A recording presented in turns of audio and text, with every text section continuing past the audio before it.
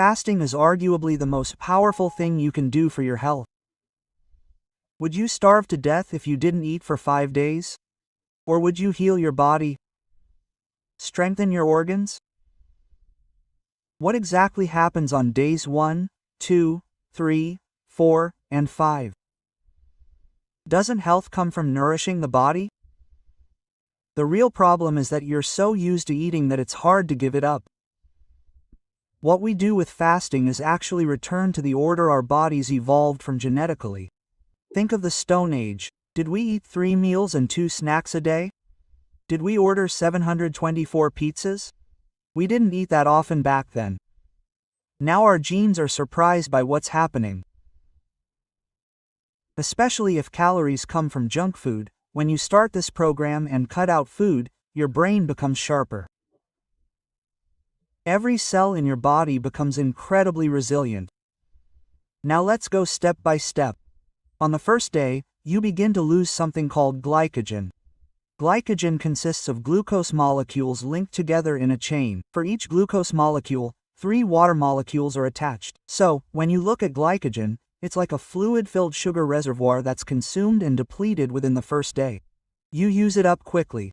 When the glycogen is gone, you also lose the water accompanying it, resulting in a significant water weight loss. Some people may lose between 0.5 and 1.5 kilograms on the first day, and for some, this is necessary because they are retaining excessive fluid in their bodies.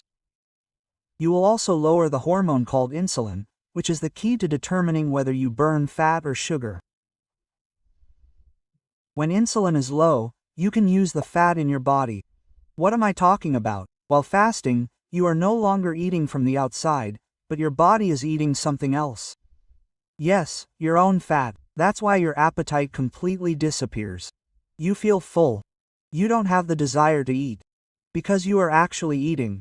You are eating 24 hours a day, 7 days a week. You are consuming one of the most extraordinary nutrients found in nature, fat. Also, you don't need to strain your digestive system while digesting your own fat. The fat goes directly to the liver and is used as fuel. Because the body perceives the message that no food is coming from the outside and begins to shut down all growth switches and activates the repair mechanisms in the body. On the first day of this process, you stop eating. In this case, I strongly recommend taking sea salt, potassium, magnesium, and calcium. These are electrolytes.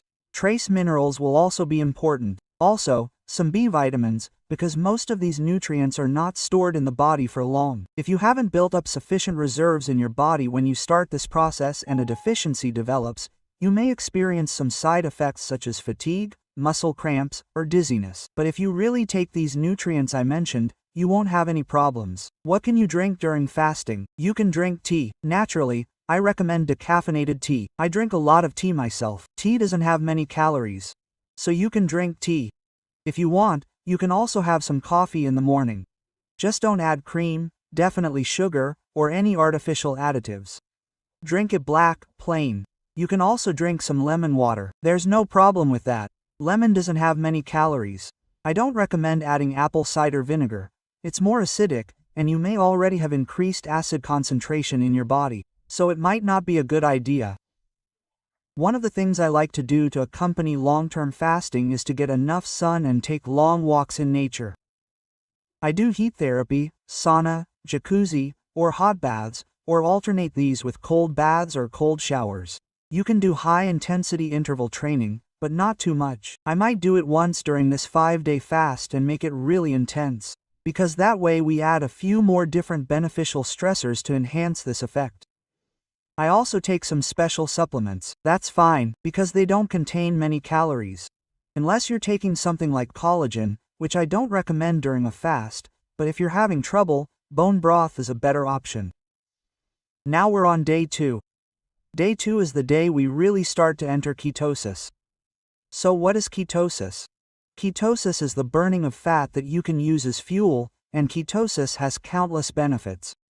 The number one benefit is mental performance, focus, concentration, learning capacity. Ketones are considered a natural antidepressant. On day 2, ketosis increases, your feeling of hunger decreases, and now a wonderful process called autophagy begins. I'll explain that right away. So what is autophagy?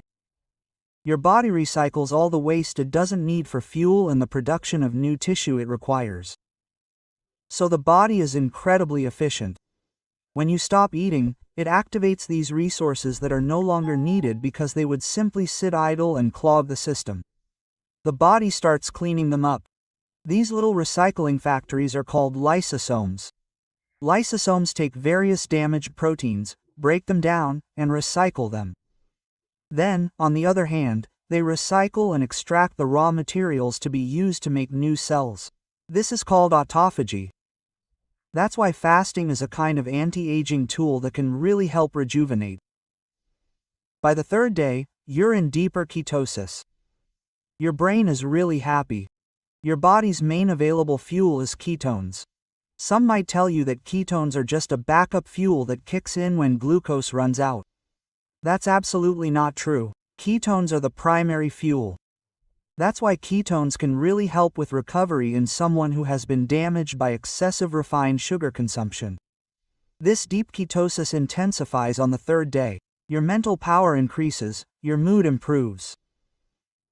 You'll feel a little euphoric, really happy, and good, because you're stimulating something called neurotrophic factor, BDNF, which originates from the body and brain. What is that? It supports the formation of new brain cells.